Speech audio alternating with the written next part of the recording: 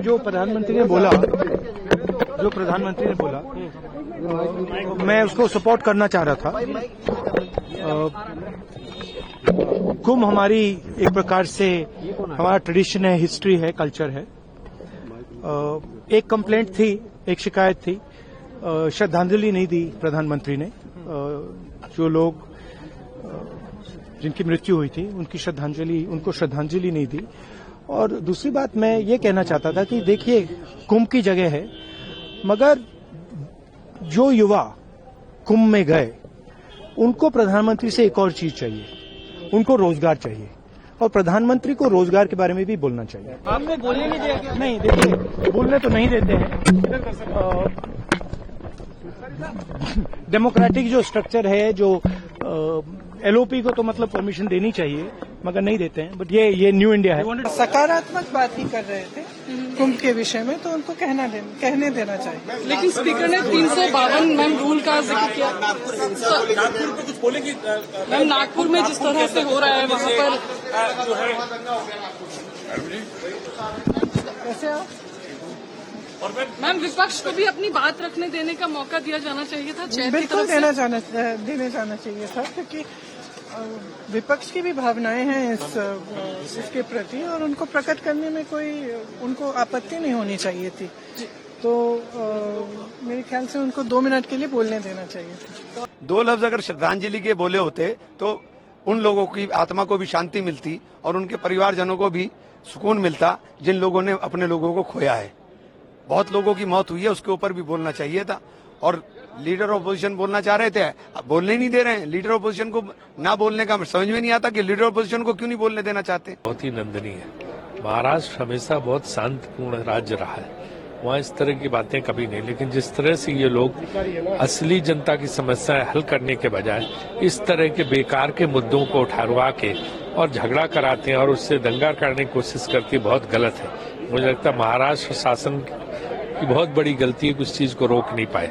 उनको तत्काल कानून और व्यवस्था की स्थिति कायम करनी चाहिए और इस तरह के जो है वोट के लिए राजनीतिक लाभ करने के लिए दंगे, फसाद, झगड़े कराने के प्रयासों को कुचलना चाहिए। सर, जो पीएम मोदी ने अभी महाकुंभ को लेकर स्पीच दी है, उस पर क्या कहेंगे सर? देखिए, महाकुंभ के साथ सब है। महाकुंभ के साथ कांग्रेस के भी तमाम नेता महाकुंभ में गए, महाकुंभ से किसी को इतराज नहीं। लेकिन महाकुंभ का सारा श्रेय लोगों का ले लेना, सरकार के लोगों को लेना, ये गलत। ये साधु संतों की जो है वो है उत्सव है, वो लोग इसको मनाते हैं, उन लोगों का आयोजन है ये। इसको सरकारी आयोजन बनाने के लिए लोगों ने ये किया। उस पर भी जो व्यवस्थाओं में जो कुछ भी हुआ उसकी भी निंदा करनी चाहिए। अगर कोई भगदड़ मरा या ट्रेन स्टेशन पे मरे तो उन सबकी भी निंदा होनी चाहिए। लेकिन उसके साथ साथ महाकुंभ के विरोध में कोई नहीं है। मैं खुद महाकुंभ में गया था, तो उसका कोई नहीं। लेकिन साधु संतों का प्रभुत्व इस पे रहना चाहिए, न कि नेताओं का। इसके बाद वॉकआउट भी किया गया था। हाँ, वो तो विपक्ष में सारी बात रखी होगी। तो लेकिन जो है इस पे साधु संतों का प्रभुत्व महाकुंभ पे रहना चाहिए। पहली बार देखने मिला कि महाकुंभ में सिर्फ नेताओं का प्रभुत्व था। महाकुंभ में सरकार को बहुत आर्थिक फायदा हुआ है। जो जलते हुए उड़ान के फ्लाइट के रेट उड़ते गए ऊपर, जो टेंट का रेट लगा, जो वहां फायदा हुआ, ये तो मानने की बात है। दूसरी बात, एक और कमी थी, एक पाप का टैक्स लगा देते ना, जितने लोग जाके वहां डुबकी मारे हैं और फायदा होता, वो भी नहीं हुआ। उसके बाद ये सब आंकड़े आ गए, कितने लोग डुबकी लिए, कितने लोग ये, मगर जितने लोग मर गए उनके आंकड़े आज तक पता नहीं है। तो ये सवाल हम किससे पूछे? जिनके परिवार वहां जाके गायब हो गए, उनको हम क्या सहूलत पहुंचाए?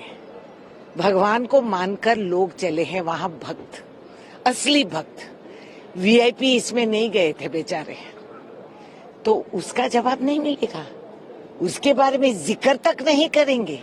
हमारे देशवासी थे जो मर गए, अभी तक आंकड़े नहीं मिले, और वाह वाह वाह वाह करते जा रहे हैं।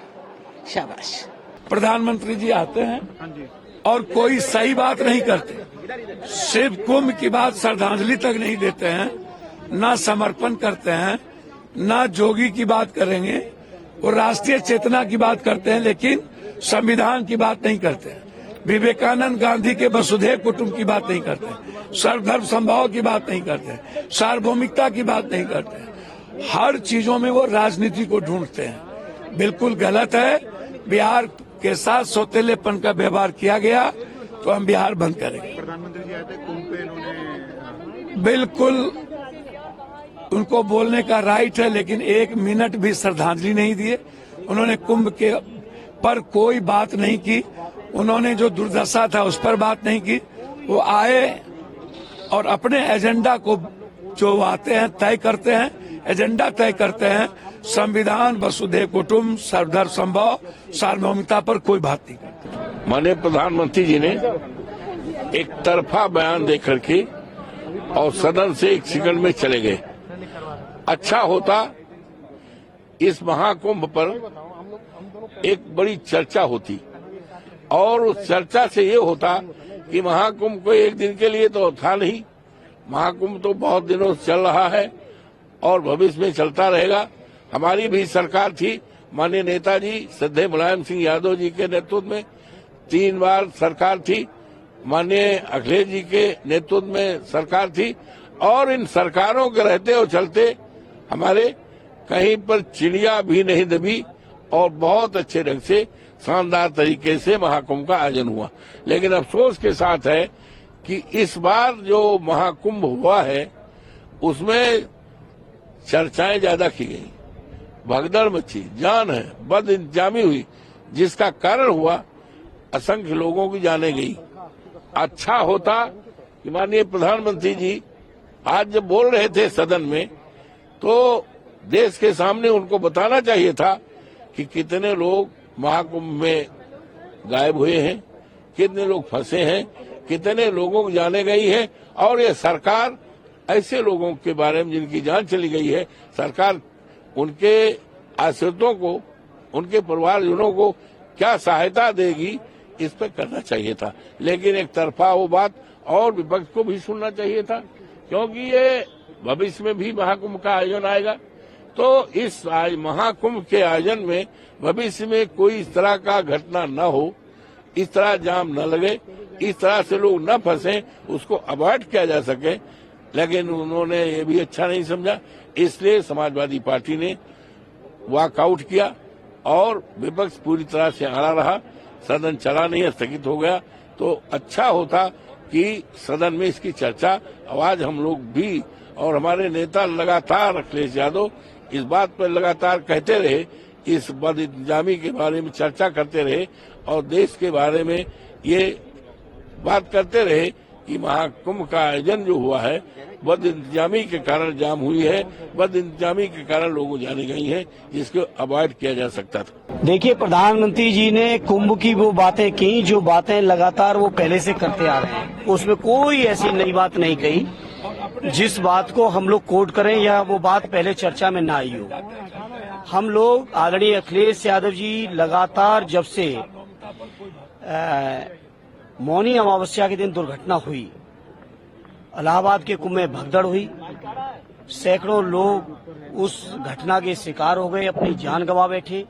हजारों लोग आज भी गायब हैं, जिनके बारे में पोस्टर लगे हुए इलाहाबाद के तमाम सार्वजनिक स्थानों पर, रेल स्टेशन पे चले जाइए, बस स्टैंड पे चले जाइए, अस्पतालों में जाइए और सार्वजनिक स्थानों पे जाइए तो इलाहाबाद में परिजन लोग अपने जो गायब लोग हैं, जो लापता लोग हैं, उनके पोस्टर लगाए हुए हैं।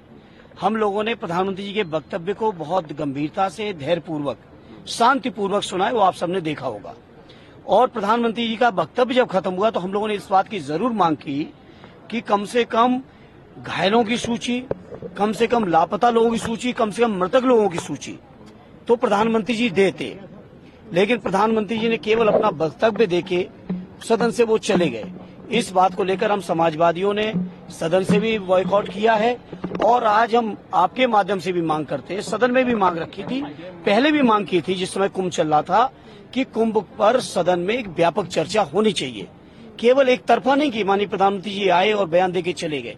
कुछ विपक्ष के लोगों के पास भी जानकारियां हैं, कुछ विपक्ष के लोगों के पास भी कुंभ के अनुभव हैं, कुछ जो कुंभ के अंदर बहुत सारी ऐसी चीजें थी जो भविष्य में सुधारने के लिए जरूरी हैं, उन बातों की चर्चा हो, ये बात हमारी लगातार मांग कुंभ के समय भी थी। चूंकि आज प्रधानमंत्री जी ने बयान दिया तो निश्चित तौर पे अपनी उस मांग को हम लोग फिर दोहराते हैं। तो प्रोटेस्ट में आपने वॉकआउट भी किया क्योंकि आपको बोलने का मौका नहीं मिला? बिल्कुल, हम लोगों ने लिस्ट मांगी, जिस लिस्ट को नहीं दी है सरकार की ओर से, ना माननीय प्रधानमंत्री की ओर से, तो हम लोग बॉयकॉट किए और अभी भी हम लोग इस मांग पर कायम है कि कुंभ पर एक व्यापक चर्चा सदन में होनी चाहिए।